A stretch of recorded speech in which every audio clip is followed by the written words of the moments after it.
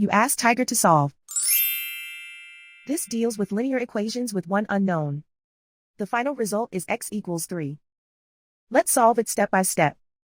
Swap sides. Group all constants on the right side of the equation. Subtract 2 from both sides. Simplify the arithmetic.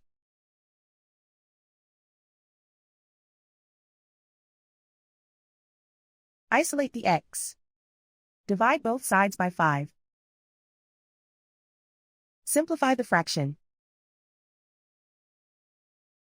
Find the greatest common factor of the numerator and denominator. Factor out and cancel the greatest common factor. And so the final result is x equals 3.